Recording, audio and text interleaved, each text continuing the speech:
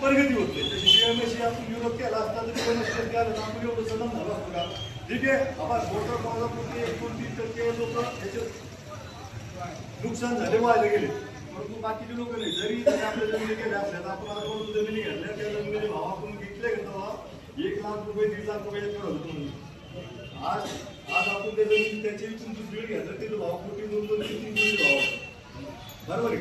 परंतु या शेतकरी छोटे मोठे गट आहे, या गटांना सुद्धा कसा न्याय देते जे म्हणजे आपण सांगूया पूर्ण चालतो की याच्यासाठी तुम्ही काय करणार आहे. हे विषय जे शासन आपल्याला सांगेल ते विषय आपण लिहून घेऊ. तर तुम्ही जे आज देता हे विषय तुम्ही शेवटला ठाम राहिले पाहिजे. आता काही लोक म्हणणं काय आहे का छोटं मोठं घ्यायला यश विषय आपण मारणार आहे, पण बोलतो मी काही लोकांना वाटतं तो मोडून जाणार आहे का खरून जाणार आहे, नेमकं होणार काय. आता या विषय याच्यावर आपण चर्चा करणार आहे, पण आता एक शासन एक जी आर काढणार आहे.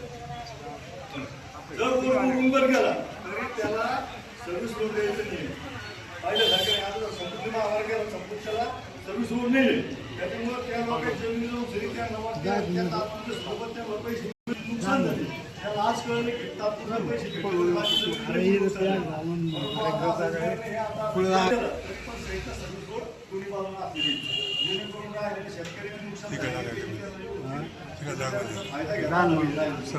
विषय आपण सगळे त्यांच्या पुढं मानणार आहे. त्याच्यामुळे अशी कोणी शंका करू नका. आजची मिटिंग फक्त आपण यासाठीच घेतली की जे लोक याच्या डोक्यामध्ये शंका कुशंका आहे तर काय करणार. एक जेवढे छोटे मोठे गाव आहे आणि ह्या छोट्या मोठे जे गाव आहे, हे गावाचे सगळे रोड ह्या मशीन वाढले जाते. मग माझं वैयक्तिक म्हणणे आपण सगळे जे विषय आपल्याला घ्यायचं आहे तर हे सर्व रोड सुद्धा त्यांनी मोठे घ्यायला द्यावं. जेव्हा तुम्हाला मी सांगतो वैयक्तिक जेवढे आणि उदाहरण सांगितलं असे जेवढे रोड आहे ते बीएमएससी मिळते. हे सगळे रोड सुद्धा निदान 4 पदरी झाले पाहिजे, थोडेसे तिथे कोणी होणार नाही. त्याच्यामुळे जेवढे आपण हे साईड तिकडची सगळं या सगळ्या साईडच्या मुलं मोठमोठं झाले पाहिजे. आपण शासनाला आजच सांगू द्या. तुम्ही जर एकच रोडचा विचार करताय, भाविकीच्या रोडचा विचार कोण करणार.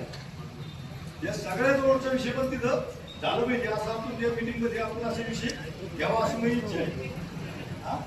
आणि जे आपण आतापर्यंत हे विषय आपण केले, आता विषय आपण मिटिंग मध्ये जे विषय होते आपण आता विषय पुढे मिटिंग मध्ये घेऊ.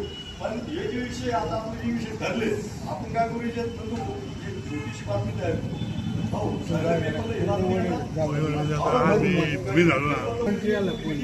सगळे उल्लेख करायचे आपण आता